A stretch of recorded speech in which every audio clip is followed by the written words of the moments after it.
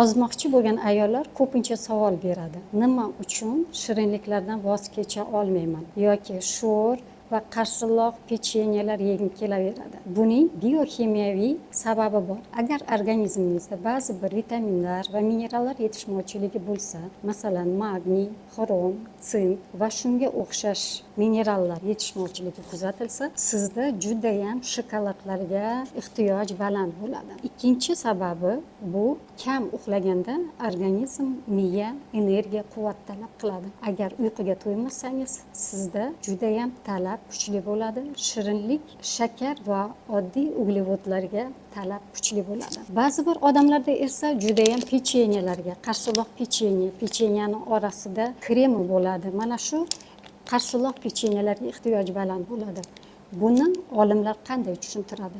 Biz stressda yuramiz, bitta joyda ko'p o'tiramiz, kompyuterda ishlaymiz. Ana o'sha paytda bizda jag mushaklarimiz juda qattiq spazmda bo'lar ekan. Mana shu qarshiloq, chipslar va pechenyelarni iste'mol qilish bizga rohat bag'ishlar ekan va mana shu mushaklar spazmini yengillashtirar ekan. Mana bu korobka chipsda bir lagan oshning quvvati bor. Ishonasizmi? 750 kilokaloriya quvvat bor. Bu nimani hisobiga? Bu chipslar juda ham yog'ga boy. Chunki bu yerda yozilgan smetana ta'mli deb. Mana agar buni orqasidagi yozuvlarni o'rgansangiz, buni tarkibida juda qo'shimchalar ko'p. Ular zagustitel, aromatizator va ta'm beruvchi qo'shimchalar. Bu qo'shimchalar 1-2 iste'mol qilganingizda hech qanday sizga ta'sir qilmasligi mumkin. Lekin muntazam oylar, yillarda davom etsangiz, bu qorinda yog' hosil bo'lishiga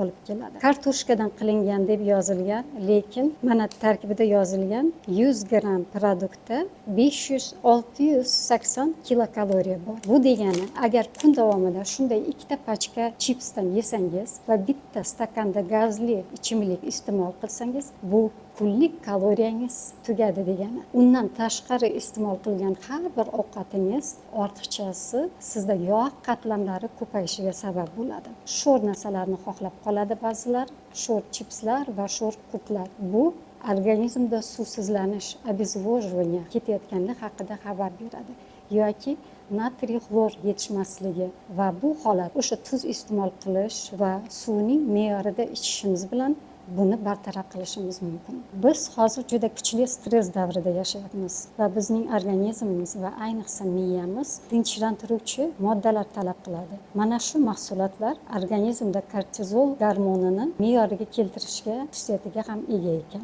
Shuning uchun ozish jarayoniga ongli ravishda tayyor bo'lib kelish kerak. Hamma narsani nima uchun yeyotganingiz, qancha kaloriya iste'mol qilayotganingizni o'zingiz ongli ravishda kuzatib, o'zingizni cheklab me'yoriga e'tibor berishingiz kerak. Aksincha, har bir ozishga harakat qilgan urinishlaringiz zoye ketadi. Bizni kuzatishni davom eting, bizni kanalimizga obuna bo'ling. Keyingi chiqishlarimizda yana ortiqcha vazn olishingizga va qorindagi yog' qatlamlar to'planishiga nima sabab bo'ladi? Mana shu haqida informatsiyalar beramiz.